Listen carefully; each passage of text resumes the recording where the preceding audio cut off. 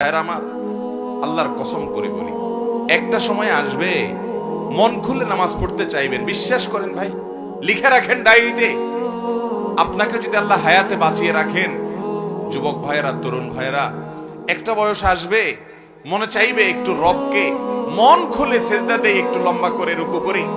পারবেন না, অসুস্থ হয়ে যাবেন, রোগ বালায় ধরে ফেলবে। বাবারে সে সময় আসবে না? বৃদ্ধ মুরব্বীদেরকে, চাচাদেরকে জিজ্ঞাসা করেন, চাইলেও ওযু ধরে রাখতে পারে না, নামাজ পড়তে পারে না, চাইলেও পারে না। একটা সময় আসবে চাইবেন, পারবেন না। নামাজটাকে সুন্দর করেন, সময় মতো পড়েন।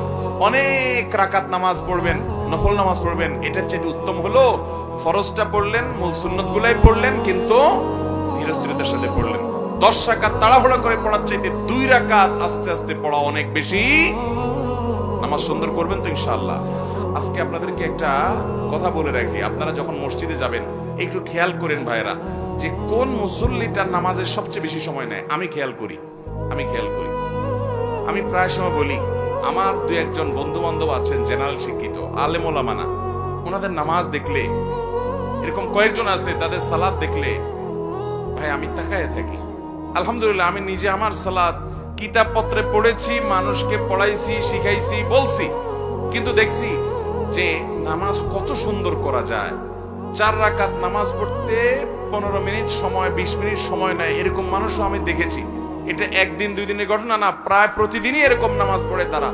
অনেক বড় বড় ব্যবসায়ী, অনেক বড় বড় শিক্ষিত, শত শত হাজার হাজার মানুষ চালাইতে হয়, এইরকম লোকজন মিটিং সিটিং দুনিয়ার ঝামেলা আছে, সব চলে যাক, নামাজে দাঁড়াইছি, নামাজ শেষ করার কোনো কাহিনী নাই, সবকিছুর আগে ধীরস্থিরতার সাথে নামাজ।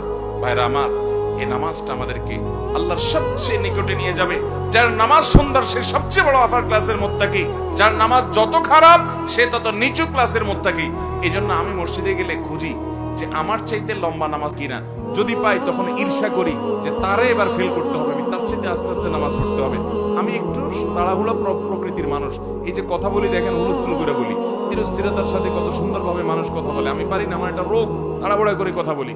কিন্তু ভাইরা, আমার মতো এরকম তাড়াহুড়া করা মানুষটাও আমি খেয়াল করি মসজিদে, যে 2 রাকাত নামাজ পড়তে বেশিরভাগ মুসল্লি জেনারেল শিক্ষিত, সাধারণ শিক্ষিত মানুষ অনেকে আছেন, কোরআন বা সূরাগুলো এত সহিও না, মাগার মাশাআল্লাহ 2 রাকাত নামাজ আমরা একসাথে শুরু করছি, 10 জন 20 জন 30 জন মুসল্লি মসজিদে আছে, সুন্নাত পড়তেছি, কিন্তু দেখি যে আমারে ফেল মারাই দিয়ে তারা সবাই নামাজ আগে আগে শেষ করে ফেলছে।